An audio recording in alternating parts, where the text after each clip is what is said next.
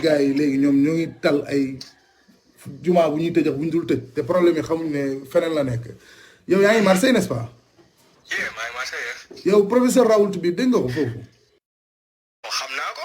ah ok léegi man damay wax lu ma waxoon sànq comme ça affaire yi gën a leer parce que wax moom foog mu am seede am preuve pratiquement professeur Raoult au début ci affaire coronavirus bi on va dire dans ci un mois passé dafa def benn test 120 contaminés mu def benn test foofu pour xool létalité taux de létalité bi ba mu xoolee loolu dafa gis ne taux de létalité bi si ñaari personnes la nekk te ñaari personnes yëpp elles avaient plus de 87 ans. ok léegi yow expliqué ma tuuti foofu Marseille nu mu fa demee. non en fait déjà dañuy boo expliqué ci kaw professeur bi bon man xam naa ko fii y a ay à peine xamee ne Sénégal la juddoo mais li ma la mën a expliqué gars bi xool si nga la boobu waaw ay boy sénégalais rek ñoo fa nekk. non du dof. yaa ngi comprendre yes boy sénégalais yëpp ci laboom la ñu nekk quoi.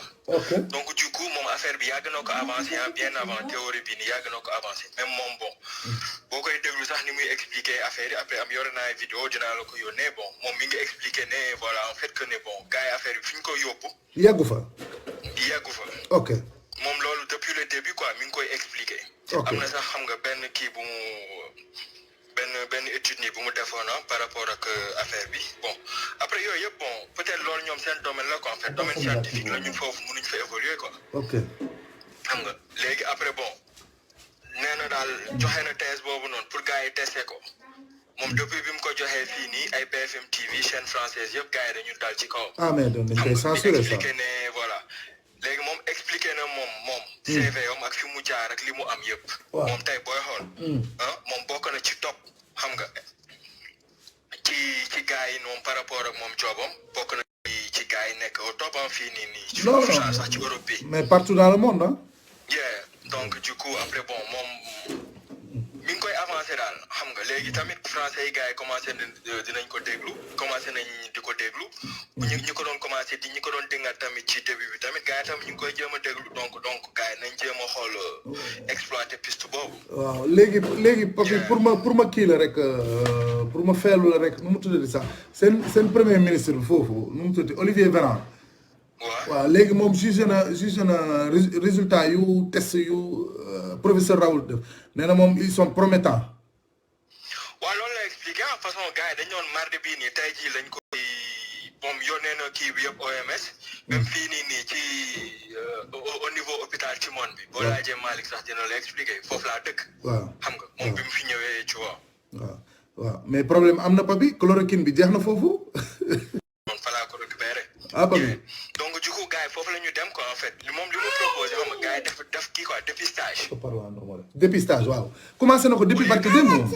yeah commencé na ko parce que fii nii problème bi même kii bi saata maa ngi dégg tam benn gars di expliqué sa kii bi. waaw grand cheikh. voilà mais problème mu kii bi Covid 19 bi nii fii nii au niveau. mondial ni ko gars yi gisee. waaw xam nga ñoom bëgguñu mu egg benn stade bi. ok début bi booy xool France. ñu ne bu eggee ci stade boobu noonu lay kii ko lay alarme. ah ok maanaam mun nañ ko faj ci saa si quoi. waaw mun nañ ko faj ci saa si. ok mais problème bi mooy gars yi ils arrivent en masse. Italie problème boobu la ñu am France problème boobu lay am donc du coup képp ku ci am ay problème respiratoire mun a am aide assistance respiratoire fii nii parce que gars yi nekk ci réanimation yi dañu bëri donc du coup yow gars yi duñu amati place. amuñu place fu ñu def ok munuñ ko génnee di fa teg keneen kuy waaj a dee. ok donc moor yu bëri noonu c'est en fait ñi loolu moo leen rey en fait quoi sans assistance la. sans assistance la amuñu place quoi. ñoom problème boobu noonu mais xoolal Sénégal cas yi nii Sénégal kenn deewagu fa par rapport ak bi ko gars yi commencé di wax donc mooy eggaguñu si stade bi nga xamante ne kii bi dafa affluent. tant que affaire bi bëriwul en masse. loolu mun nañ ko gérer. ok léegi professeur Raoult bi moom loolu la leen expliqué avant gars yi di ñëw en masse na gars yi ñëw def dépistage. waaw moo tax yow maa ngi dégg barki démb gars yi doon wax di publier tamit seen i feuilles noonu moom da leen woo pour ñu ñëw si centre bi ñëw def dépistage bi. dañuy ñëw foofu def dépistage léegi plus nit ñi. allo. ci affaire bi ñu koy wàññi parce que confinement beeg kii en fait pour ralentir virus bi la. ok ok. moom tam loolu leen expliqué. nañu jéem a xool naka lañ koy ralentir. ok parce que ok dañu ne en fait dafa am ay porteurs sains. day am ay porteur tey xam sain nga ku jug tey ba ne yaa ngi dem hôpital pour def dépistage mooy peut-être porteur nga wala amuloo ko wala porteur sain nga. donc mun nga dox. waaw balaa yow nga koy wàlluwaate. demal yow léegi yow gars yi traité la. ok parce que ok fii am telling you ci gars yi booy xool li ñu jot a expliqué nii nii. man pour man ñun ñëpp am corona. ah man du ma ne la déet de. non man li ma lay expliqué nii boy ah ñun ñëpp ko ama. du ma ne la déet de papi. parce que en fait y a trop de non-dits yi ñu gars yi waxul. tey booy xool président bi bu mu expliqué le mec tu le sentais coupable. man jot naa benn message ça fait 3 semaines. bien avant élection yi gars yi di expliqué. xam nga gars yi di leen wax ne en fait bu ñu eggee ci duñu comment dire que ñu ne ci phase 3 bi. loolu en fait comment dire c'est inévitable en France dinañ fa egsi. te ba suñ fa egsee dañuy confiner nit ñi donc loolu ñu commencé nii di avertir nit ñi ne leen commencé leen def seen course yi man ça fait ay 3 semaines boy sama collègue yi dañ ma doon rey chaque jour ba mu wàccee damay dem. ndugg ji. def samay ndugg chaque jour. moo tax bi affaire yi te papi ñaata xaalis nga yàq rek ci ndugg yooyu. business boobu rek kay bu ko wax sax boy da ngay jënd ba doo xam loo hai riscontrini delle spese che abbiamo fatto? Di questi giorni che abbiamo fatto l'emisfero li hai buttati? Papi waaw maa lay dégg. donc du coup bon am na daal affaire man li ma lay expliqué am na daal lu bëri. des non-dits y en a trop. ok donc kenn xamul lan la nag quoi. waaw léegi déjà confinement bi nii il t'explique lan boo nekkee même sa biir gàlle da nga war a raxas sa loxo kii 10 fois par jour yaa ngi sa biir kër booy génnuloo. waaw. léegi lu si jaar yu bëri yooyu noonu yëpp donc bu nekkee ci air bi wala feneen nañu ko expliquer. waaw mais Pipa ñun xam lan mooy suñu problème ah man foofu laay waxee quoi yow Pipa ñun dañoo am benn problème majeur fu mu ne nii mooy ñun dañ ñoo confiné te xamuñ kañ la ñuy jóge ci confinement bi.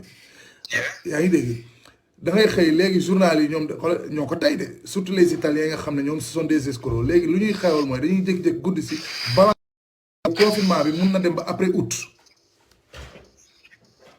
Après Italie je sais pas mais français yi fii je pense pas que affaire bi dina gudd noonu. tu penses. bon France je pense ouais. ok. xam nga yéen système italien bi bokk italien en fait gars yi dafa mel dañ leen di gën a noot. mais kenn nootu leen papi affaire yi daf leen bett yaa ngi dégg. non pas côté boobu noonu genre comment dire état bi en fait mun na en fait kii quoi mun na def pression ci ñoom. non état daf ñoo imposer effectivement noonu la fa demee. mais France nag. français yi en fait ñoom loolu moom mooy seen problème am français dañu bëri wax. mais en plus yéen dégg naa papi yéen tamit boo leen liggéeyul dañ leen di fay. mais loolu laa lay expliquer nii.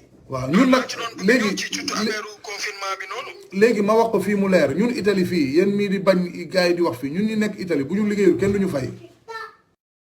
ñun dañuy fay ba ci sa moindre centime duñ la ko jëlal. bien sûr mais après gars yi ça dépend. ok comme genre bu fekkee yéen couple ngeen xam nga kenn ki yéen ñaar ñëpp ay liggéey. ok yaa ngi comprendre. ok ngeen am doom.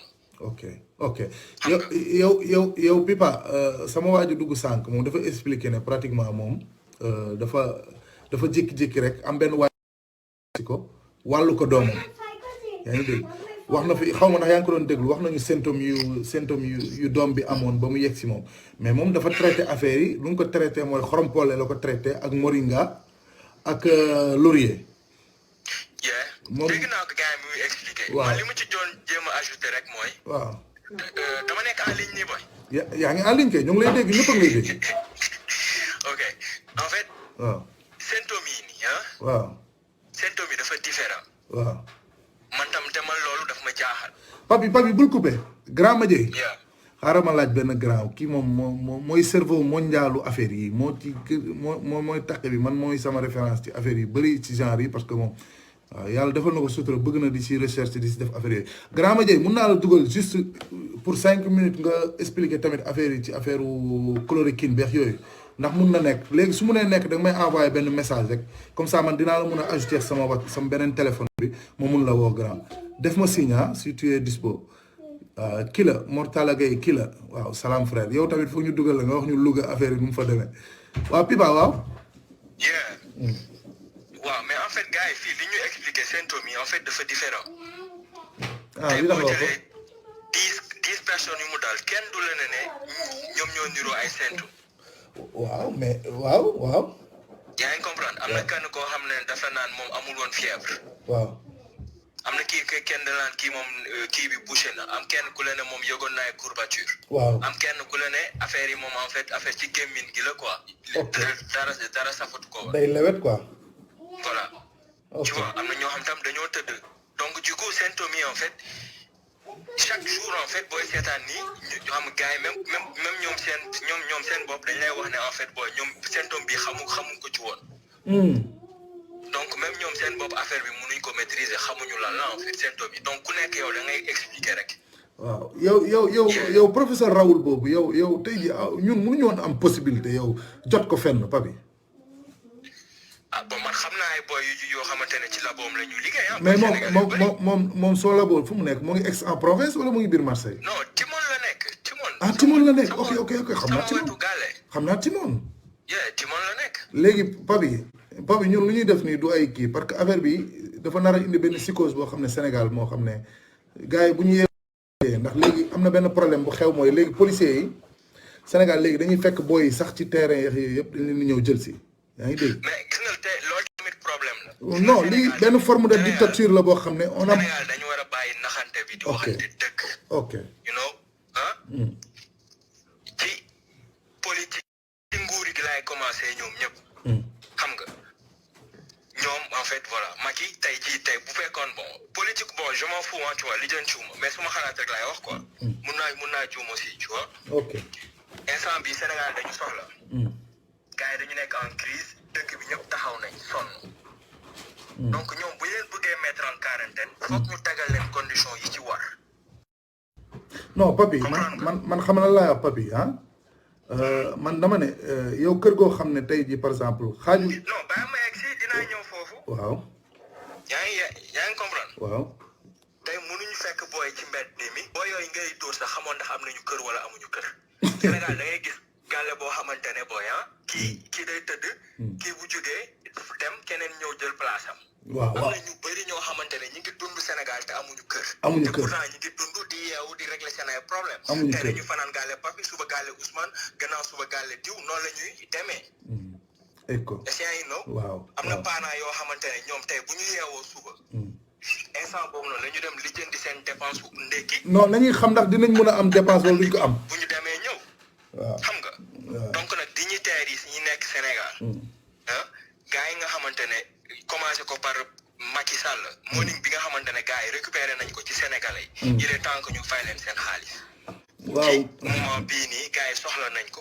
ci lan mun nañ leen confiner bu fekkee ñoom solution boobu la ñu trouvé gox bu nekk nañ fa jël morning. def seen ay affaire nu mu tudd jëndal leen ay courses rek jëndal leen li ci war xam même au moins bu dee benn une semaine sax xam nga ñu teel leen seen kër yi une semaine. Papi yow ñi nga xam ne mënuñu maintenir. ñooñu ñu jàppale leen pour téye leen seen kër yi ay ñoom Youssou Ndour ak keneen ak keneen ñi naan lañ jëndee nañ ay 30 millions. Per chiudere? Ma chi ti dà fastidio? Ma non possiamo fare niente?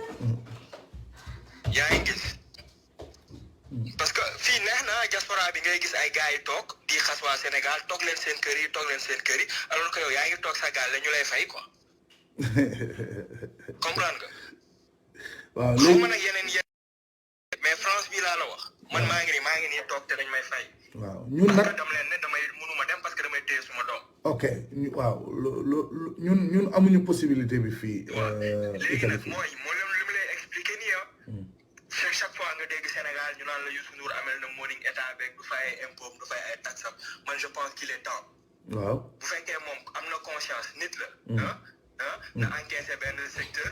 xam nga réglé leen moom loo xamante ne ñooñu mën nañu toog seen kër yi.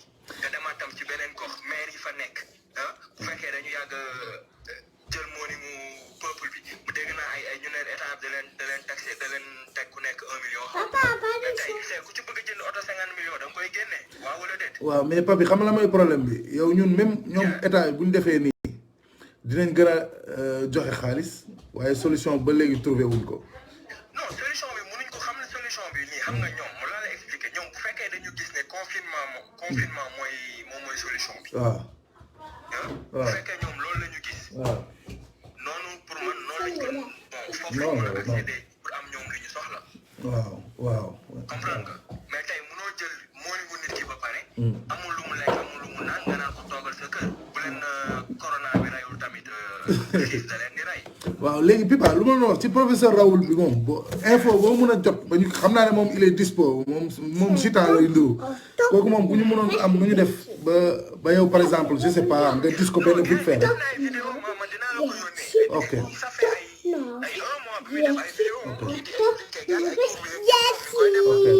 ok. léegi Pipa yow bàyyil ma bàyyi la ma jël sam benn grand bu nekk fii Madiaye yow kontaan na Pipa kontaan naa jërëjëfati grand Madiaye man maa lay ajouté ci benn profil mais xam naa ne yow moom gisoo ko accepté ma pour ma mun la woo parce que mënuma la woo ci téléphone bi directement Madiaye su lekkee loolu mun na nekk ah maa ngi lay woo ci beneen non Pipa waaw Pipa yéen maa ngi jot nii léegi benn message en fait ñu ne l'hôpital de la Salpêtrière à Paris vient d'annoncer qu'il a le protocole du docteur Raoult de Marseille dès aujourd'hui. ay waay ndaw Samba dégg nga loolu waxaat ko. Exiologue Didier Raoult, tout le monde le voit, le lit, où on entend parler, la piste thérapeutique qu'il a présentée pour combattre le Covid-19 a été qualifiée de fake news sur le site du ministère de la Santé. S'il y a quelques semaines, mais le ton du gouvernement et de la communauté scientifique est en train de changer. Donc ce qui veut dire que gars yi ñu ngi koy adopté. ah léegi ñoo ngi koy adopté foofu. Intéresse même Donald Trump. Il est aujourd'hui dans les colonnes du Corse ce matin.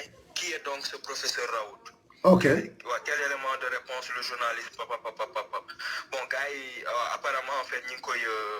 non mais Trump waxoon na barki démb Trump waxoon na barki démb ne chloroquine bi nañ ko dugal ci liste buy traité Covid bi. ok Trump wax na ko démb. yore naa tamit benn en fait même kii bi comment dire même dosage bi nii. joxe na ko tamit ah. ah joxe na dosage beex yooyu. ah ouais. joxe na posologie bi quoi ma liiral la ko. liiral ma ko. hydroxychloroquine. waaw Plaquenil. waaw 600 milligrammes. 600 milligrammes. par jour. par jour ah. pour ku am en fait 200 milligrammes fois 3. waaw mooy moo ne matin midi soir. ouais pendant 6 jours. pendant 6 jours matin midi soir. ouais. ok nu mu tudd nga ne nu mu tudd. hydroxychloroquine bi la. chloroquine bi waaw. ok waaw mooy 600 milligrammes bi sar moo nekk par exemple. 600 milligrammes par jour. waaw mooy 200 milligrammes. waaw pendant 3 fois par jour pendant 6 jours. waaw mooy boo ndekkee boo añee ak boo reeree rek. am na tam beneen azithromycine. 500 milligrammes. waaw léegi nag waa ji may waaj a dugal ni Madiaye moom ci affaire yi la fort léegi ci affaire yi la fort man xam naa damay coupé yow rek jël ko directement mu dugg fi bu ma paree nag après ma soog a jël sëñ Massamba bi nekk Bergamo comme ça après ñu tëj après ça va quoi. right. waaye. jaajëf. jërëjëfati waay.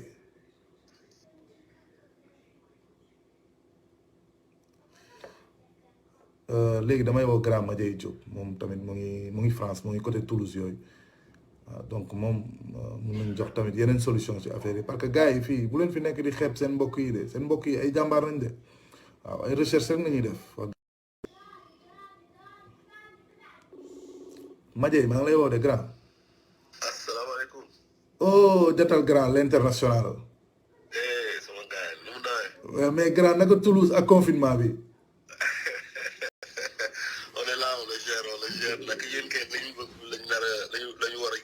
non ñun moom ñëpp dañ ñoo war a mastawu quoi ma ne ñun ñëpp dañ ñoo war a mastawu. waaw dëgg de fu mu toll nii moom yëf yi xaw na doy waar. léegi dañ ñuy napp dañ ñuy bañ léegi ñuy génn suñuy kër léegi. ah mais yéen da ngeen xaw seen cas dafa doy waar. waaw léegi grand man dama bëggoon rek vite fait rek nga defal ñu benn synthèse affaire yooyu ci docteur Raoult ak ci diggante bi Covid bi ndax parce que daa am lu fi xew ci diggante bi léegi Trump bëgg na chloroquine bi ministre français bi bëgg na chloroquine bi léegi Discovery bi nga xam ne mooy laboratoire bu nekk States bi nga xam ne mooy traité affaire microbe yeex yooyu yëpp ñoom it léegi boole nañ chloroquine bi si seen liste priorité pour faj Covid bi ah. après léegi bu ñu jógee foofu rek dama bëgg ñu collégué ko ak garab yi ñu am Sénégal ñun maanaam suñu garab yi suñu maam yi doon use. Ok, grand. Vite fait, grand. waaw ok vite fait maa ngi avant toi di nuyu ñi nga xamante ne ñoo nekk ci panel bi gis naa ci ay tur yu ma xam tuuti Mortala Gueye. kii la sama mooy monsieur Domoda guerrier la sama jàmbaar ku mu bëgg la quoi ku ma nawal aussi ak ñeneen ñëpp maa ngi nuyu ñëpp quoi en tout cas et gain bi jàll léegi aussi il a été très pertinent aussi. Ouais, sama réel brother la moom mu ngi Marseille moom. des choses vraiment importantes. non rek faut donner de bonnes informations. Parce qu'en fait il y a beaucoup de désinformation quoi. ak psychose bi tamit ah. c'est tout et loolu baaxul ci jamono yi ñu toll nii quoi donc il faut que ñu am tuuti xarañ tuuti ci domaine yu mel nii wala fait demee noonu di wax. ñu laaj leen quoi. moi ils amènent des preuves et des explications tangibles loolu foofu la ñu toll. ouais il a quand même dit des choses qui sont pas mal et qui sont avérées aussi hein. C'est vrai ce qu'il a dit que Trump a fait une déclaration pour une diffusion massive du chloroquine. Le 19 mars la ko def. Voilà et ils se sont basés sur les études du docteur Raoul là aussi. waaw ça bañ ko nommé tamit ah. saa ñu bañ a nommé turam tamit ah. waaw aussi waaw mais waaw wax nga dëgg mais en tout cas avec le docteur et tout ils ont pu quand même enfin avec les études du docteur ils ont pu quand même établir que en fait bi am na efficacité mais bon après li ci biir mooy la chloroquine des fois à forte dose bon heureusement sa waa ji wax na ko léegi il a prescrit justement les doses de prescription tu vois comment faut le prendre combien de temps et tout etc. Affaire bi mooy ça a des effets secondaires si tu le prends à court terme. C'est-à-dire que si tu le prends pour une semaine ou deux, il peut avoir des effets secondaires très indésirables. Mun na dem sax trouble gars yi ñuy wax ay troubles psychiques, troubles cardiaques, etc. Il y a des troubles au niveau de la vision aussi mun na la def ay affaire ba sa bët yi am problème xam nga booy bët yu traité dem ba mel ni da nga am deret sa bët quoi tu vois il y a des effets quand même assez indésirables. Pour les femmes enceintes aussi dañuy wax ni buy falal di ko utiliser lu bari aussi tu vois la quinine c'est un peu bon voilà quoi mais après pour que ça puisse prendre effet et que tu ne sentes pas les effets secondaires faut le prendre sur une longévité à peu près de 3 ans tu vois. Ah ouais. Waaw. Comme ça. Parce qu'en fait lu muy def dans l'organisme mooy que la quinine elle aide justement la cellule à les cellules qui sont contaminées ou malades à digérer les virus en fait et donc c'est pour ça elle ne tue pas le virus elle aide la cellule à digérer le virus donc ce qui veut dire qu'avant que le malade il soit stable véritablement il faut un traitement à long terme. Ok. Pour que son corps puisse s'habituer à la prise de la quinine et non seulement que ces cellules puissent s'habituer à digérer le virus que contient le corps justement et mun na dem c'est-à-dire que le gars là n'est pas guéri totalement parce que le virus en réalité il disparaît pas mais il est maintenu il est contrôlé en fait il est géré. Mais grand xaaral ma dagg la yow xaw ma ndax sànq suivre nga ko mais am na benn grand bu dugg sànq bu tudd grand Cheikh Ndiaye moom mu ngi Normandie pratiquement moom nee na daa am benn waay joo xam ne dafa ñëwoon seet si ko si këram mais dafa am même symptômes yu Covid bi am moom la waajooju amoon mu wàll ko doom bi pare moom mu jël mu pare di jabar ji jël yaa ngi dégg léegi moom nee na symptômes yi lu ci ëpp mooy par exemple tey ji dafa doon am problème respiration maanaam day mën a aspirer mais du mën a respirer di am poumon yi di mel ni lu xat comprendre nga Covid bi son truc le plus la finalité du Covid quand tu arrives au stade final c'est qu'il s'attaque au poumon et il détruit le poumon. Okay. C'est pour ça que tu vois que tous les patients sont sous aide respiratoire. waaw appareil respiratoire. léegi moom nee na pratiquement pour bi tamit da doon sec. ok léegi affaire bi daf ko jàpp pour 7 jours mais 4 jours yi ça a été pour lui 4 jours ah. ci 4 jours yi moom nee na léegi nag lan la fajee affaire mooy xorompolle la doon naan. ak laurier ak moringa la boole yaa ngi dégg di ko use nee na après 4e jour bi affaire yooyu la ko affaire bi commencé bàyyi. Ouais, parce qu'en fait, si tu veux, quand tu as un système immunitaire solide, tes défenses immunitaires sont d'appoint. En fait, comme nous m'avons expliqué, plus si tu veux, kimi daaneel mooy système immunitaire am faible. booy xool ñu ngi wax la plupart du temps ñi nga xamante ni ñoom ñooy les premiers cas du coronavirus, si tu veux, ce sont les personnes fragiles, les vieilles personnes, avec les personnes qui sont diabétiques souvent, les personnes qui ont des insuffisances rénales, leucémie, enfin les personnes qui sont déjà fragiles au niveau du système immunitaire. ñooñu lay gën a dal mais ñi nga xamante ni yàlla def na ñu xaw a dëgër tuuti dañ la wax nga renforcer ce système immunitaire en prenant justement ce genre de traitement que tu viens de dire mais bu la dara dalul bu fi nekk di jël kinin bu ñu ni di dof ba dem di jël seen i ay kinin di ko dajale di naan alors que dara jotu la bu la dara jotee la ñu wax nga yegg ci yenn boo commencé gis symptômes yi quoi nañu wax voilà nga commencé di gis symptômes yi loolu foofu la nga tàmbali jël kinin nga commencé ko et à jël dose quand même limitée et sous prescription c'est-à-dire qu'il faut que tu ailles voir un médecin mu wax la lu leer defal la diagnostic après mu defal la benn la posologie comme il l'a dit tout à l'heure le collègue quoi tu vois le copain qui est rentré tout à l'heure donc mais doo ko jël avant ngay tomber malade et puis comme ni ma la ko waxee système immunitaire yu nit ñi moo gën a am importance moom la nit ñi war a gën a xool fu mu toll nii lan la ñuy def ba renforcer seen système immunitaire ba virus bi bu leen dalee du leen mën a yóbbu phase ou terminale bi nga xamante ni moom mooy def ba sa poumon yi du mën a respirer ba ñu lay tegal appareil respiratoire et là la finalité malheureusement tu peux rien faire quoi malheureusement c'est la mort quoi en fait donc le problème c'est quoi le problème c'est les systèmes immunitaires en fait c'est et puis li nga xamante ni moom mooy aussi protéger système immunitaire wala moo ñuy gàllankoor ba duñu mën a protéger suñu système immunitaire mooy sa waay ñun dañu bëgg technologie dañu bëgg affaire yi gaaw dañu bëgg yow donc bi rapide dañu bëgg télé écran plat dañu bëgg ordinateur yu fast dañu bëgg lépp oto yu kii tu vois tout ça là avec tous les ondes électromagnétiques comme ni ma ko yàgg di waxee gars yi di def antenne yi teg ci àdduna bi mais boobu grand dimbali ma rek di nga boobu di nga onde électromagnétique yi man dama bëgg ñu def si benn live boo xam ne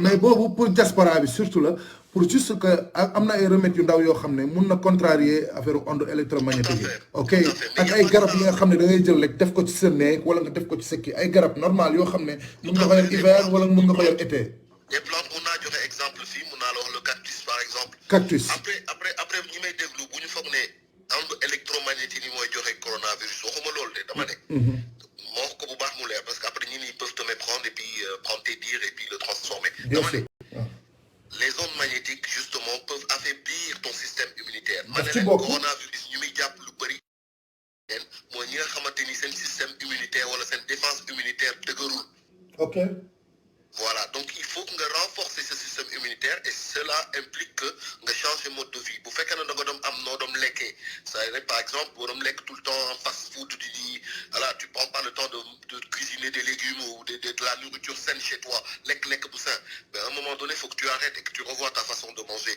boo doon naan ay soda tout le temps wala alcool wala des trucs comme ça il faut à un moment donné que tu revoies ta façon de consommer ces stupéfiants ak leneen lu mu ci doon muy tox bi cigarette bi ak yeneen yëpp parce que en fait bu leen fàtte ni corona bi le virus à la phase finale il s'attaque au poumon et quand il s'attaque au poumon on parle de respiration là tu vois et là je vais switcher sur ça pour te faire part justement des ondes électromagnétiques qui peuvent justement en ce moment avec les mégawatts que ça diffuse par rapport par exemple au 5G qui va arriver actuellement avec la 4G on est sur à peu près du 50 mégawatts voire du 60 bientôt avec la 5G c'est exagéré et ça loolu moom amul kenn ku koy werante day diminuer carrément ce système immunitaire donc c'est pas étonnant que Wuhan qui a essayé pour la première fois justement l'antenne 5G a été justement le centre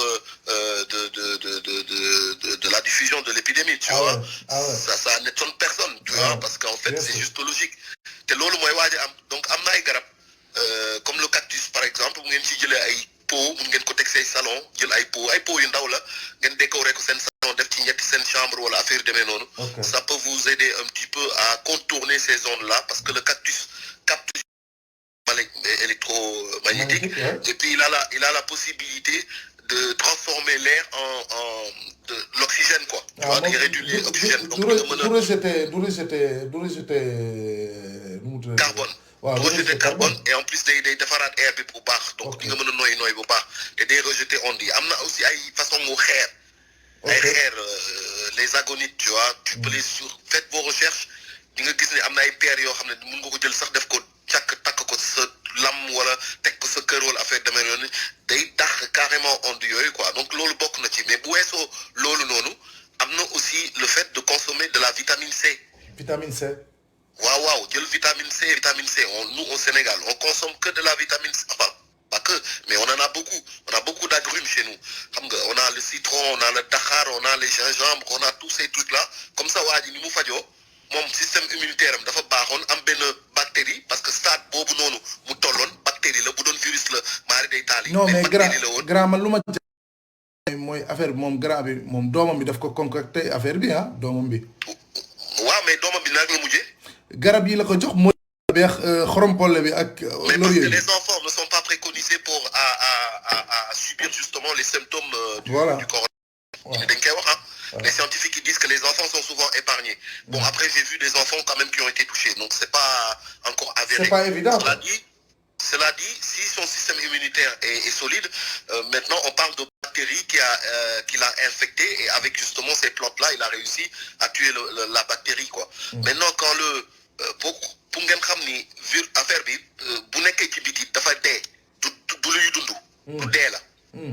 virus bi si boppam lu dee la bu nekkee ci biti nii muy ne li lay wax ni mi ngi ci bunt yi mi ngi ci loxo yi stade boobu dafa dee. ok léegi bu duggee sa biir yaram parce que le virus est à la recherche justement d'un organisme. loolu mooy virus. c'est une sorte de parasite. day quoi day dugg sa yaram rek organisme lay dundee donc foog mu dugg sa biir yaramu dara pour mën a dund. tu comprends.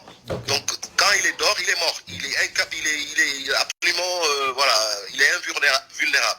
Enfin, il est invulnérable il peut pas faire de mal léegi bu ko waa ji contracté ci loxo bi wala ci yaram bi wala ci je sais pas quel moyen à ce moment là moom nit a ko indi këram nit sénégalais moo ñëw këram xam naa tamit daf ko jëlee woon feneen ñëw foofu transmettre leen ko mais moom symptôme yu mu joxe moom symptôme Covid bi benn la c'est pareil. mais grippe la bu dee grippe la en ce moment là moom. bu fekkee ne da nga am grippe faut pas te leurrer. En ce moment, c'est même pas plus de la grippe parce qu'on parle plus de la grippe normale. Là, t'es lié de grippe quoi. Vous faites qu'on commence à me symptômes, commence à pas t'inquiéter, mais prends tes précautions. Commence à dire que vitamine C, bon, avec qui nanal. mais yow lan nga wax ci garab ci plante kii maanaam yu mel ni. man sama bopp dama gis ni am na yeneen plante yu am justement des comment on appelle qui sont antipaludiques en fait qui ont de la quinine. yow garabu niim bi neex na la. waa niim bi baax na mais attention moom laay waxati. xam nga sénégalais ñun dañu tàmm des fois di ëppale yenn mbir yi. non wax leen ko léegi mu leer ku koy jël dafa war a fekk nga feebar. dafa war a fekk nga feebar déjà d'une chose faut le dire aux gens faut que tu insistes là-dessus. yow mi def live nii. nga wax nit ñi pour ñuy def attention bañ a dem di jël ay lim di baxal di naan la à ce stade là alors que dara jotu leen. déjà d'une de deux pour les femmes enceintes en général il y a des femmes à l'époque je me rappelle qui utilisaient ay garabu niim ak ni ñu koy waxatee je sais pas ban garab bu xaw a nduróog niim la damay fàtte tur bi aussi mais ça avorté hein. Ah ouais. Ça peut tuer un fœtus dans un ventre quoi tu vois. Pour les femmes enceintes c'est pas conseillé tu comprends. Voilà. Maintenant comment tu fais quand tu as que le niim et que tu as une femme enceinte qui est malade. mais man grand am na ñoo xam ne niim bi daan nañu ko consommer dañ ko doon jël teg ko dañ leen ko doon tegal seen jë bu ñu amoon par exemple fièvre bu tàng. oui xam nga dañ ma ko bi ma sibéroo man bi ma nekkee xale. quand j'avais le palu là je me rappelle. dañu jëloon ay xobu niim takkal ko sama bopp bi yëpp. je me rappelle très bien ça a ses effets aussi. bien sûr donc solution bi c'est pas juste consommation bi mais mun nga ko jël diverses manières. non il y a d'autres manières de le prendre. il y a même comment on appelle il y a l'inhalation aussi tu inhales les vapeurs et tout. waaw kay ma foofu laa doon ñëw am na ñoo xam ne dañ si doon jaaru maanaam da nga daan teg garabu nii sóoru ci. ouais loolu tamit baax na am na aussi man dama découvrir ni y a aussi li Camerounais yi di woowee le ndolé dañ koy lekk sax ñoom. ndolé la tudd. seen plat comme ñun suñu suñu ceebu jën wala suñu bëggëj bi rek. waaw ñoom dañ koy jël di ko defee noonu aussi di ko lekk ci ay plat yu bëri. Camerounais yi. voilà moom seen plat la quoi léegi ndóole bi il a les mêmes vertus justement que la quinine. Enfin, la molécule même de la quinine, certains dérivés de la quinine a été extraite justement de cette plante-là. Donc le ndolé. Donc mun nga ko am ci boo demee nekk Paris nga nekk Château Rouge nga dem laaj benn ñàkk foofu Camerounais wala nga laaj ko ndolé. Man jënd naa ci. Garde naa ci sama kër au cas où mais je le garde dans mon frigo au cas où. waaw gars est-ce que doo ko jënd sax ñu commencé ko commercialiser di ko yónnee waa Sénégal. non gars yi xam nga li ma ci constaté aussi mooy aussi le fait que africains yi ñun suñu biir du ñu lekkante suñu ñam yi suñu biir. ah mais c'est dommage ñun sénégalais du ñu lekk ñamu camerounais yi. waaw gis nga loolu dafa doy waar mais pourtant ñun dañuy lekk ñamu chinois bi lekk ñamu italien bi lekk ñamu. ñun suñu ceeb bi fu muy jógee mu ngi jógee ba ci pays salte yooyu Pakistan ak Taïwan ak Bangladesh ak moo xamul. ñun dañuy lekk yooyu yëpp mais duñu am benn problème mais bu dee suñu mbokk africain yi niroog ñun yu bokk ak ñun même continent. seen nourriture yooyu ñun dañ koy jéem a seexlu wala di ko xeebaatlu quoi et je trouve dommage que beaucoup de Sénégalais ne connaissent pas le ndolé. Parce qu'en fait, mis à part le fait qu'il a des vertus paludiques et qu'il soigne contre beaucoup d'autres maladies, mis à part justement la grippe, la toux, même le truc respiratoire là, pour noyer, il y a aussi possibilité pour noyer. En plus de faut pas, il y a ce système immunitaire. En plus de ça, on peut faire un plat, du collègue. dafa neex ba tey en plus. non man sincèrement mosuma ko woon dégg ndole bi may wax nii. ndole barke yàlla donc mun nga ko jël di ko lekk di ko def mun nga ko def baxal ko def ko seppi garab yi xob yi jël ndox mi def ko ci butéel wala au cas où en cas de wuyaay yooyu comme ni ma ko gars yi di waxee. wuyaay yooyu et puis tu le mets dans ton frigo puis tu le gardes quoi et puis même tu peux même faire des plats de temps en temps avec. C'est très très bon hein weexul voilà mais c'est très très bon à la cuisine et tout comme bëgg rek. voilà donc léegi grand yow lan nga yaakaar ne si professeur Raoult bi lu mu wax nii lu selon toi lu mu wax noonu am na yenu na maana wala yenuwul maana. yenu na maana dans le sens où boo dégloo li ma la wax sànq dama la ne faut faire gaffe à la quinine parce que y a des problèmes justement et puis moom expliquer na le dosage bi donc pour la posologie c'est très important mooy façon bi ngay jëlee. waaw mooy 600 milligrammes par mooy jour posologie. D'accord donc c'est pas mal mais il faut que mu dugg ci détails yi bon wax na ko je crois aussi wala bu ko waxul peut-être dina ko wax ni que il faut que pour éviter les effets secondaires que patient bi jël ko pendant un long moment. Donc tu peux pas le prendre pendant l'époque du coronavirus et l'arrêter parce que tu vas avoir des effets secondaires. Donc il y a 3 ans de moo tax ñu ne la il faut que tu ailles voir un médecin pour qu'il te fasse une prescription parce que médecin bi moo xam dosage bi kañ lay arrêté ak kañ nga ko mën a jël ak affaire yooyu. tu vois mais c'est lui le professionnel. xam nga instant léegi nag fii la affaire yi yombee mooy tey jii situation xam la moo tax mu neex léegi. waaw mooy par exemple léegi fu mu ne nii ñun suñu plante yi. waaw ñoom yaakaaruma ñu am benn long terme bii nga xam ne da nga ko war a use par rapport ak ay yi nga xam ne day génnee ci industrie pharmaceutique yi. waaw suñu plante yi amaguñu les médecins par exemple les praticiens. Ils sont diabolisés limite ils sont pas mis en avance en fait il y a pas de médecine occidentale médecine moderne et médecine traditionnelle.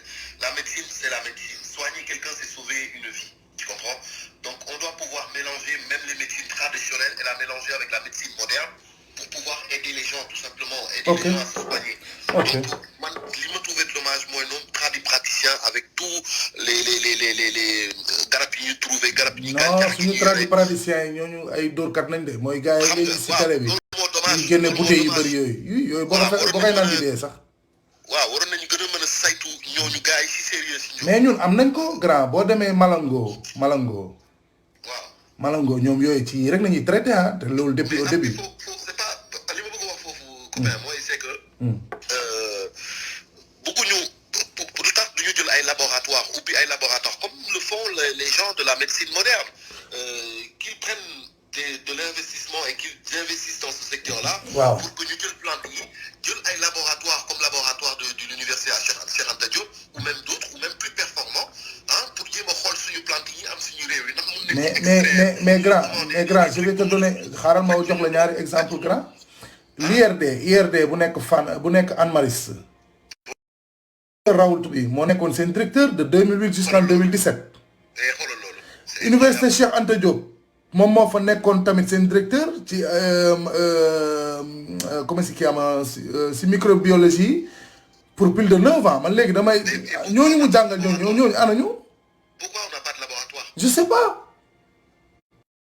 Problème baa ngi nii au lieu d'investir des millions sur des stades sur des trucs qui n'ont pas de futilité, je vais dire ah mënoon nañu def ay hôpitaux wala def carrément des laboratoires yoo xamante ni franchement Cheikh Anta Diop wax na ko fii ba tey ndeysaan.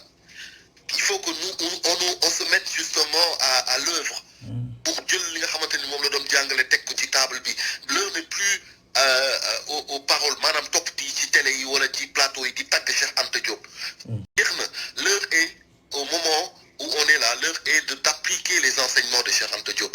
dafa wax gars yi nañ ko fekk ci terrain scientifique bi na jeunesse africaine xam ni en fait le seul moyen pour les Africains de se sortir de n'importe quel dilemme du futur, c'est justement de rentrer dans la science. Nee na ñu dugg ci biir science commencer di prouver xarañ jël ay laboratoire teg def ay tests commencer di analyser di créer ay molécules di jël ay molécules di ci defar ay médicaments di ci defar ay yeneen trucs affaire yooyu l'heure est justement monde bi foofu la jëm te fu mu toll nii là africains yi ñoom ñooy waaj a dal nii là ce qui va se passer là en Afrique yàlla nañu ci yàlla musal yàlla bu sama làmmiñ bi yàlla def ko li may wax ni du am. waaw loolu rek laay ñaan mais vu la situation actuelle mon frère. vu comment beaucoup de Sénégalais et d'Africains se comportent avec ce phénomène là. li xew Italie. doy na waa trop yow xam nga ko yaa ngi fa mais ak suñu moyens yi ma gis gars yi di teg. non ñun Sénégal amuñu hôpital. xam nga waaye man bëgguma fii wax mais Italie dëkk bu nekk je suis pessimiste de. non on est tous pessimistes sur ça loolu moom t'inquiète pas mais grand Italie fii commune bu nekk am na benn hôpital am donc je te parle de plus de 300 hôpital yi fi nekk mais hôpital yi dañoo fees. imagine nous dégg naa sax yéen da ngeen am na Bergame xaw ma un truc comme ça ils sont au stade de mettre des gens les morts dans les crématoires. mais ñooñu grand man yu ma xool recherche yu ma xool yëpp ñooñu ñëpp dañoo amoon plus de 80 ans ah ay mag nañ. waaw ay mag nañ léegi problème bi mooy ñooñu coronavirus bi ñoom bu ñu nekkee ne ñoom si symptômes yu leen rey dañ ci boole coronavirus donc mënuñu leen suul fu ñuy suul nit yi normal yi ñooñu dañ leen di làq. dëgg la. yaa ngi dégg. waaw mais am na cas dama ne aussi parce que Sénégal booy xool. on est actuellement si hôpital yi. am na ay yeneen cas yoo xamante ni du coronavirus moo leen fa bàyyi. waaw. c'est-à-dire des gars qui sont mooy ñi nga xamante dañu am des insuffisances rénales les problèmes cardio. loolu sax problème bu mag a mag nekk noonu insuffisance rénale bi. mooy waaw même bu dul loolu sax ñi fa nekk. te coronavirus yóbbu wu leen fa mooy yeneen maladies ceux qui ont des problèmes cardiovasculaires de cœur d'insuffisance rénale whatever les autres malades qui sont dans les hôpitaux xam nga vague bi nga xamante ni moom mooy waaj a ñëw de contagieux là de contaminés là. Ouais. Qui va arriver dans les jours là qui vont arriver parce que Sénégal ñu ngi am cas mi ngi yokk tous les jours il y aura un moment où il y a une vague massive justement de contaminés bu ñu ñëwee jëmale ci santé ou dans les hôpitaux. ñooñu ñëpp bu ñu leen naree faj ci coronavirus bi nii naka la ñuy def malade yële ne yow solution yi ngay wax nii yow gars yi xamuñu question yi ngay posé nii boo ko laajoon Macky Sall yeegu guddi gi sax du la ko wax. moom laa lay expliquer nii avec tout parce que y a beaucoup de gens qui vont être contaminés li ñuy wax y a des contaminés communautaires c'est-à-dire qu'il y a des gens qui sont contaminés xamuñu fan lañu ko jàppee. waaw duñu jeex duñu xaaj tata yaa ngi noonu di dox. mu ngoog et puis il y aura beaucoup de gens qui vont se manifester dans une semaine ou deux parce qu'il y a la période d'incubation et cetera léegi. malade yooyu noonu yëpp d'ici une semaine ou deux bu ñu manifester woo. jëmale hôpital wala ñu war leen jël en charge qu'est-ce qu'on va faire des malades qui sont actuellement malades d'autres maladies que le coronavirus. hôpitaux yi amatuñu place les Italiens ont été saturés dans leurs hôpitaux alors qu'ils ont un hôpital par région Sénégal amul hôpitaux yu bëri pardon comment on va faire. man de fu ma dëkk rek am nañ 5 hôpital. xoolal loolu. te 5 hôpital du hôpital yu caaxaan yi. day am université si biir. xoolal loolu en plus léegi ñun nan la ñuy def comment on va faire ces malades là. je sais pas ces milliers de malades là. sa waay ñu toog ñuy tëdd am ay problème pour faju amuñu sax moyen ñu bugg leen dàq ci hôpital taux yi ñi bëgg ñu leen sax recevoir tellement leur cas est critique. Qu'est-ce qu'on va faire? Italie fii léegi boo wootee sax wax ay symptômes dañ naan la bu ñu sonal toogal sa kër amuñu luñ la parce que jël see. da ngay dem ba en fait nit yi ñoo lay wan seen jikko di nga gis di nga commencé gis jikko foo ko foogeel wul woon. di nga commencé gis jikko dëggantaan fii la ñu mën a xamee ndax les Sénégalais s'aiment vraiment pour de vrai. non mais grand nous ak hospitalité bi ñuy wax teranga ji. ok fii lañ koy xamee ndax c'est une réalité. wala mais nous on a déjà un problème grand ndax ñun suñu problème mooy fan la jàkk yi ndax dañ leen war a tëjëx duñ leen tëj ñun newuñu fu ñuy def ba wér ba ku am coronavirus ci jàkk yeex yooyu fa lañ toll. donc le problème n'est pas encore vaincu. non dañoo déplacé problème bi ci beneen affaire. on est sur des débats futiles on est sur bëgg na Touba bañ na Touba la amul Touba kërëb alors que le monde est en train d'agoniser. ak Macky Sall wool armée bi mu ñëw tëj ñëpp seen kër. et puis attends li nga xamul suwaay mooy c'est que chloroquine. waaw y a rupture de stock de chloroquine. non y en a pas Sénégal y en a pas amul Sénégal. d'accord amul Sénégal. en fait li ma doon daanale. pour bañ a téye ligne bi lu yàgg tuuti aussi xam naa am na ñu ko. am na benn waay bu ma war a dugal rek Massamba. waaw nga baal ma maa ngi. t'inquiète yow da nga am solo. yaay priorité mooy le fait que le gouvernement français. a fait en sorte si tu veux d'empêcher sa population d'accéder justement à la chloroquine. parce que c'est au 20 mars moment bi ñuy waxee bi docteur Raoul Guéné ba études yi ñu approuvé le ministre l'ancien ministre de la santé madame Buzyn. waaw et elle moom mooy jabaru ki nga xamante ni moom mooy monsieur Lévy bi nga xamante ni moom moo inauguré laboratoire bu P4 bi à Wuhan. dégg nga mooy un laboratoire de biologie justement qui traite d'autres pathologies. mais français yi ñoom dañ doon subventionné seen laboratoire boobu on dirait amoon na 1 million d'euros par mois. voilà mu ngoog donc waa jooju noonu docteur monsieur Lévy qui a inauguré justement ce laboratoire et le mari justement de cette même ministre madame Buzyn qui elle-même a donné comment on appelle ça un appel justement aux fabricants justement de chloroquine pour mettre la chloroquine comme étant intraveineuse. Oh putain. Enfin, intraveineuse, vénéneuse, pardon, excusez-moi, intraveineuse, vénéneuse. C'est-à-dire que la chloroquine est déclarée genre inapte à la consommation, quoi, en fait. Xam nga. ah léegi dañu koy tere quoi. 20 mars bi la ko def avant que docteur Raoul bi docteur Raoul. yow lii kañ la ko nit di xam ci àdduna li nga wax ni kañ la ko nit di xam. parce que industrie pharmaceutique yi dañu bëgg a make money dañu bëgg a liggéey xaalis. business man. et chloroquine bi dafa cher du cher ay 3 400 5 francs lay 2 francs 2 euros fii lay jar yaa ngi dégg. putain ñoom mënuñu ci make money léegi seen plan ñoom moo doon lan parce que docteur Raoul bii nii guerrier la de parce que dafay li muy xeexal nii moo ko ëpp doole moo ñu ëpp doole ñun ñëpp. non mais moom il risque gros ah. bu garaaw la def nii lii moom bakkanam sax xaj na ci. il risque gros.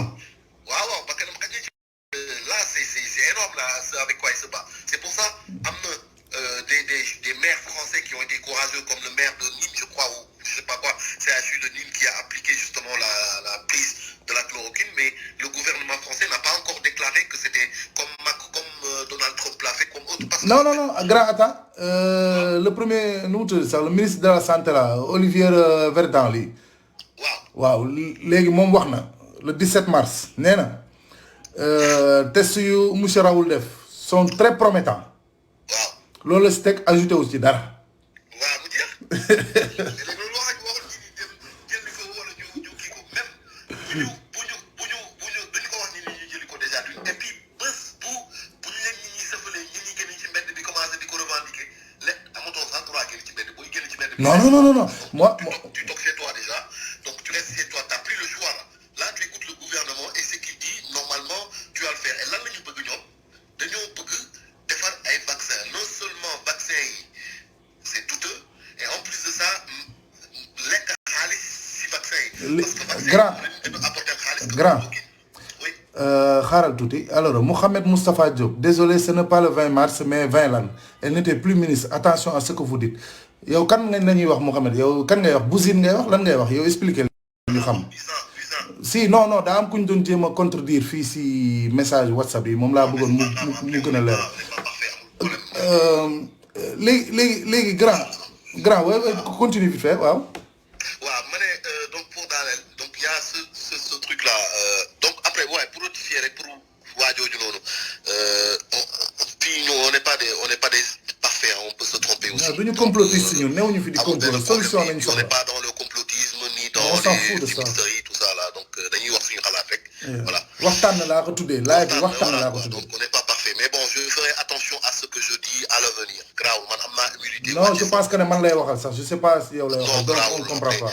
Bon, en tout cas, Buzyn, elle est sortie à peu près. Moi, j'ai eu l'article le 20 mars. Donc, je fais qu'elle c'est avant. C'est une question de date, mais c'est pas le sujet. Ils veulent imposer, à mon avis, un vaccin. Il faut que nous donne ce plan. Affaire chloroquine, c'est un plan. T'es qui ni de fait sonal. Non, d'un sauf.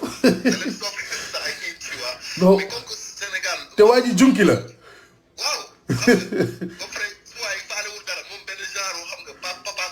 Mais est-ce que tu savais que dans le Sénégal le judo?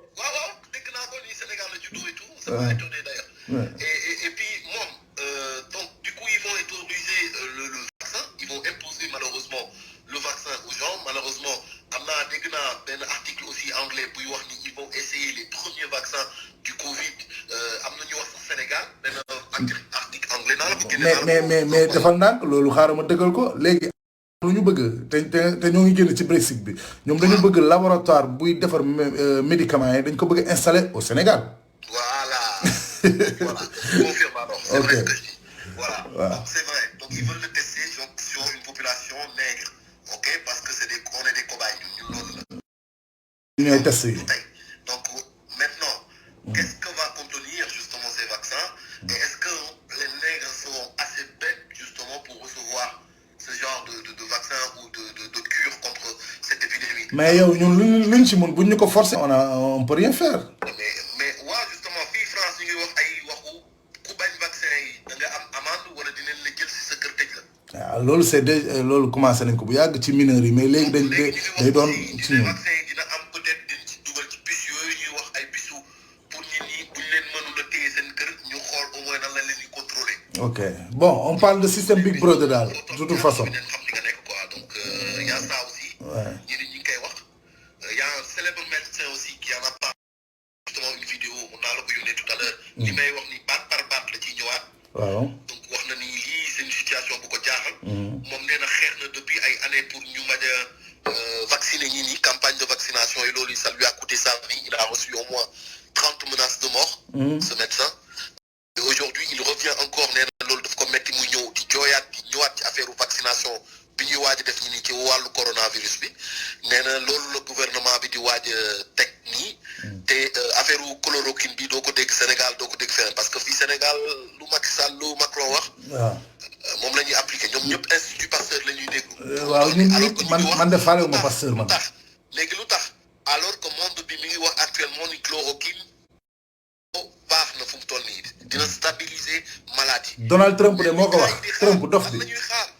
lan la ñuy xaar pour ñu vacciner ñi ñu jot ci lan la ñuy xaar pour ministre de la santé génn ni Donald Trump def na si chinois yi jël nañ ko docteur Raoul ses études sur 100 patients ou 90 patients ont été testés justement stabilisés. 120 deux la si trouvé yu létal. léegi nag lan mooy discours bi kan moo fi buñ fi kenn rey di génn di wax na gars yi génn ne nañu joxe chloroquine bi ñi jël ko xool fan la leen la ñu tëjee. waaw testé la rek. testé rek y a que ça à dire maintenant léegi ñi fi génn ñëpp di génn di wax. non dañu war a def ni attention faut prendre son temps kërëb dugg na fii ils sont là c'est des médecins de la mort en fait. ah ouais ça c'est sûr. pour dimbali ñi nii dañu bëgg rey ñi nii nit ñi fu mu toll nii y a pas le choix on n'a pas le choix. le gars il a fait des tests gis nañ ni c'est positif am na ay malades yu fi nekk di waaj a dee jox leen ñu jël. non mais waa France dañoo bañ dañ ne dañuy xaar affaire yi mot 3 semaines pour ñu xool. mais man Sénégal moo ma tax di wax France lu leen neex def laa bëgg wax ministre yi wala ministre de la santé. mais grand tu demandes trop là tu demandes trop. ne leen suwaay tëj leen seen gémmiñ wax leen ci chloroquine. non yëg ngeen li xew ci àdduna bi ñun ñëpp am nañu Facebook am nañu internet on peut tous voir ces vidéos on a vu la première puissance mondiale Donald Trump carrément. wax c'est les États-Unis ok ils sont des médecins des borom xam-xam yu xarañ moom doful dina jàpp ko génn na ci télé bi ne lii la ñu am et puis gars yi ni ñu ko waxee ndax wóor na mu ne leen mais lan ngeen perte. moom kay lu mu wax leer na dafa ne non parce que moom dafa basé wu sax dafa basé wu si test yoo xam ne dañu amoon ba pare. ma insisté ci cas bi. boo bu ñu la jàppee coronavirus bi bu la jàppee hôpital nga foog ne médecin yi dañ lay jox ay médicaments di la faj. yii dañ lay quarantaine. non waaw dañ lay quarantaine mais da nga foog ne dañ lay jox ay médicaments di la faj di la jox ay kii yooyu non dinañ la jox pour yuy calmer sa douleur wala affaire demee ça dépend de ton état. mais y a pas de médicament pour le coronavirus ah. y en a pas. calme rek ba keroog muy jàpp sa poumon yi ñu joxoon la appareil respiratoire bu la yàlla jàppale sa système immunitaire dëgër te génne ci bu la yàlla kiiwee nag nga xaw a faible tuuti maari day taal. doole waar la lii moo am lii mooy dëkk bi. gars yi dañ leen di jël dugal leen xoolal boo demee Sénégal ñi ñuy jàpp ñi ñëpp. ne ils sont malades. ils sont là posés ils ont aucun soin d'accord pour lutter contre le truc. moo tax waa jooju ndaw ñu koy wëri ji. voilà ñu ngi leen di seetaan léegi seetaan boobu ñuy seetaan waa ji muy tëdd noonu ñu koy jox ay Doliprane ak kenn xam. jox leen waa ji Nivaquine. jox leen ko chloroquine. vraiment ñu xool dans une semaine ou deux si le gars il va aller mieux ou pas. comme ça on pourrait au moins stopper justement la pandémie. vraiment grand léegi vite fait rek beneen affaire laa lay laaj parce que nu mu tudd ci Raoul tam dañ ko laaj ci affaire confinement bi ndax moom d'accord na si moom mu ne loolu du méthode boo xam ne mun na résoudre problème bi du méthode boo xam ne moom lay conseiller n'est-ce pas grand affaire confinement bi man je me dis waaw. Le problème du confinement c'est que en fait ñun fu mu toll nii on est dans un stade si tu regardes au niveau de la France on est dans un stade un petit peu dañu tardé dañu waroon jël comme précaution jëluñu ko ca ba muy njëlbeen. waaw Sénégal la ki nag noonu. donc wax ci waxu confinement alors que mesures yi nga waroon jëloo ko au préalable. amul ça c'est n'importe quoi en plus de la réalité des Sénégalais. ah voilà le gars qui est rentré tout à l'heure l'a bien expliqué. non jël réalité d'un Français d'un Parisien wala d'un Milanais wala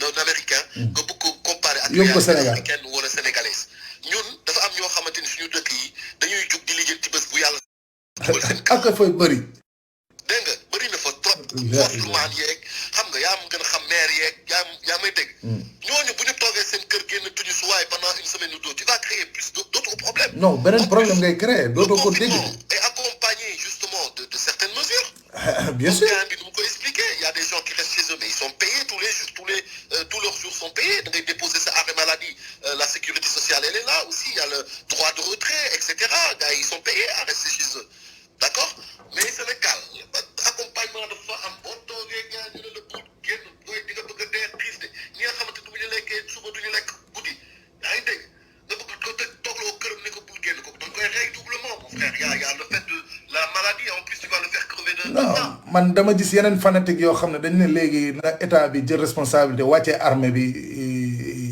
Dakar loolu sax ça m'a fait rire mais bon foog ma wax ko. bu fekkee ne dans le sens où l'état day ubbi jël ay ration di ko yóbbul ñu ni seen kër. mais loolu fan la ko état mu ne grand yow état mënul téye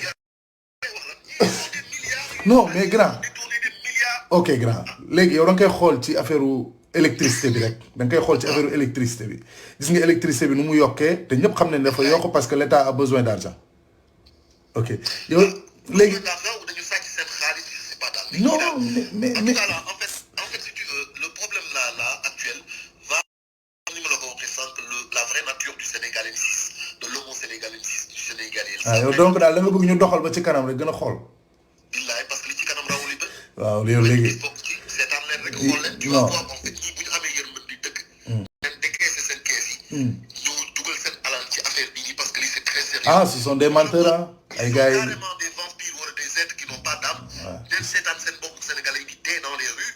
parce que y aura des malades pour mu toll nii nag li ma gën a xaw a dalal sama xel mooy ñi ma gis nit yu ñuul yi dee bariwul.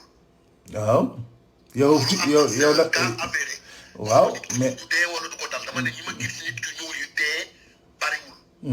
ok donc là dal na sama xel.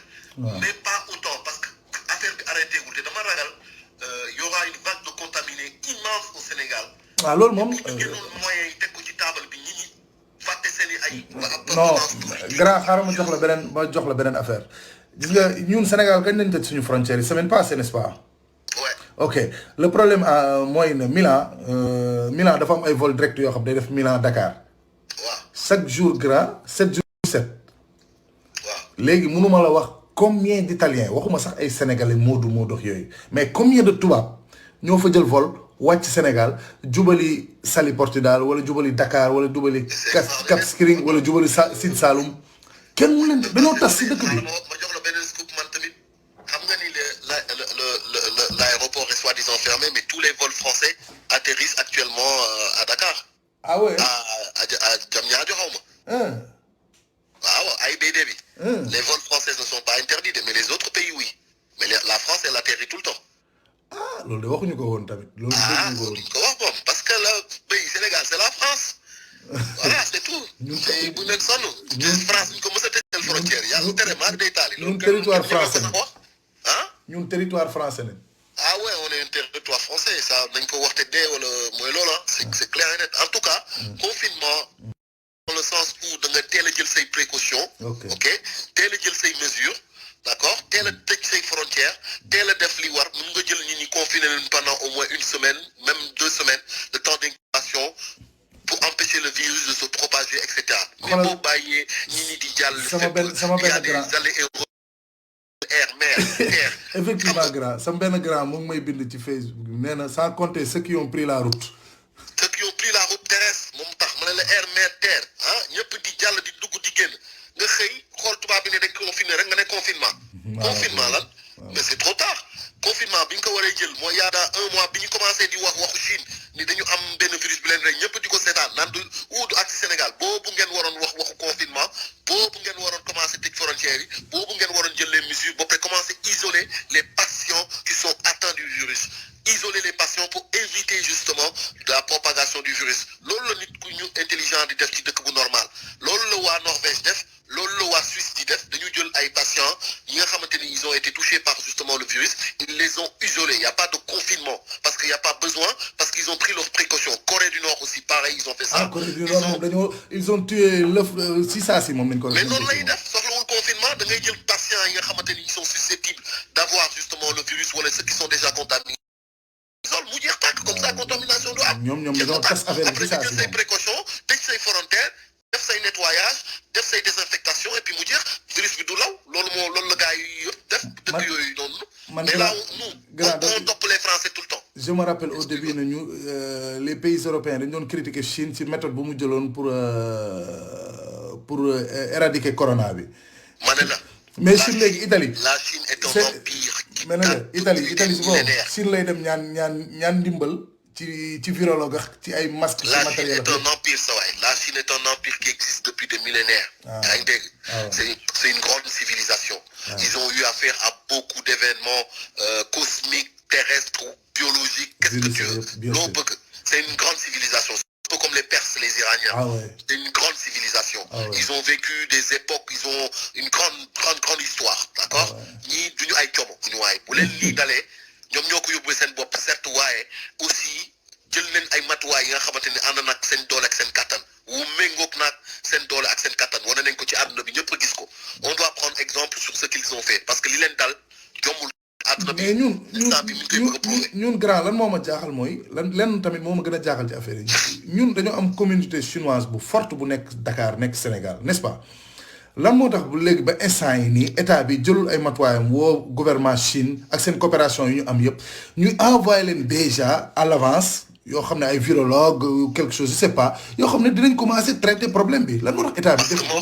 donc je t'explique ça je t'explique vite fait c'est tout simple à comprendre parce qu'en fait nous les Sénégalais et nous les pays africains en général quand on choisit notre immigration extérieure asiatique ou européenne on a tendance souvent à avoir des complexes et à ne pas choisir la bonne immigration xam nga ñun ñoom fii bu ñuy choisir immigration dañuy def immigration choisie dañ koy wax sax ñoom dans leur machin ils choisissent leurs immigrés en général à part ceux qui viennent clandestinement ils choisissent leurs immigrés c'est-à-dire qu'ils choisissent des médecins ils choisissent des scientifiques ils choisissent des professeurs xam nga tu vois ils choisissent des médecins wala des gens yi nga xamante ni ils peuvent leur apporter des choses xam nga assez utiles dans leur pays quoi en général alors c'est pas tout le temps le cas bon c'est pas surtout le cas de ce moment-là parce que en ce moment bon il y a les flux immigratoires etc donc c'est vrai que l'Européen n'a plus le choix donc il prend un petit peu de tout parce que voilà ci amoon doole wala kattan ci loolu il faisait en sorte d'avoir de bonnes personnes yi nga xamante ni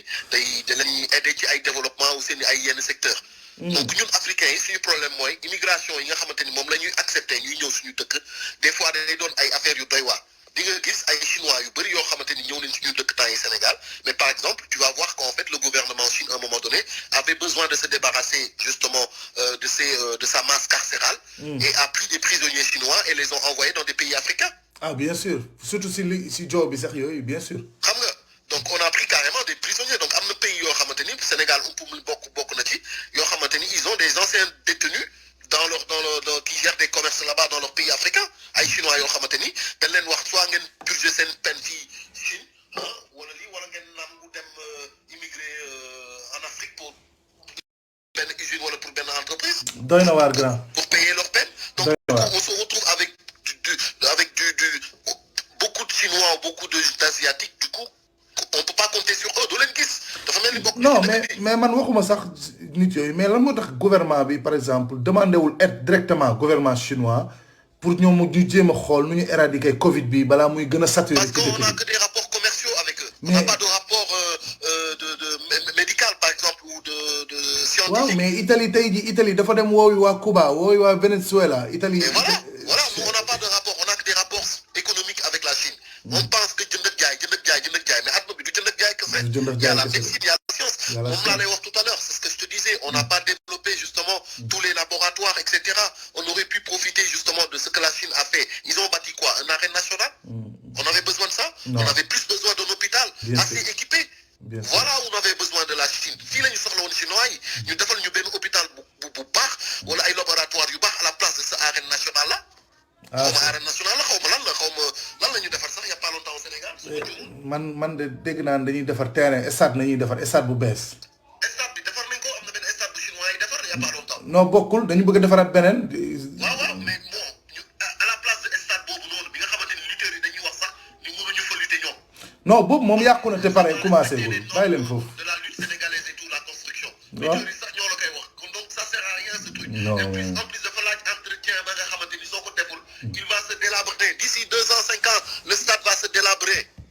fii la ñuy toog naan xoolal gaspillage bi. doy na waar grand mais grand. voilà. yow daal grand yow jàppale nga ma. yow li nga wax tout a été clair. ñoo ko bokk amul benn problème ça fait plaisir. yow gars yi dañ laa xamul rek waaye dinañ la gën a xam ci kanam ak kanam yow doxal rek. Inch'Allah non mais après c'est pas le but hein gars yi ñàkk ma. non mais non parce que non c'est le but non defal ndànk grand. gën la xam mooy seen njëriñ daf ciy nekk ndax dañuy jàng donc nit yi dañ laa war a xam. waaw dëgg la ok damay faral di jàngale ne ko. waaw yow nekk ci rek yow moom am ngay taalibe fii. waaw merci beaucoup. big up man nag ci wax ji xawee dëgër wala xaw a tuur leneen. lépp am solo. ci dul defar inch'Allah quoi def ñun dañu bind waxtaan na léegi ku mu neex nag mu ñëw bokk ci ku mu naqari mu génn dem yoonam. voilà jeex na tàkk waaw. léegi foog maa ngi jégalu nag wax ju bari ci guddi gi. léegi mais grand yow taxawal rek yow kiiwal après. nuyu ñëpp aussi et puis maa ngi jégalu na gars yi dem def recherche yi rek inch'Allah puis vitamine C comme ni ma ko waxee vitamine C renforcer votre système immunitaire vitamine C n'oubliez pas les cactus ngeen jël ko seen kër yi xeer yooyu ma leen wax aussi bu leen ko fàtte et puis renforcer votre système immunitaire te bu leen dof di dem di jëli Nivaquine di ko consommer xaar leen ba dara jat leen ba ngeen am symptôme ngeen door a commencer loolu quoi mais bon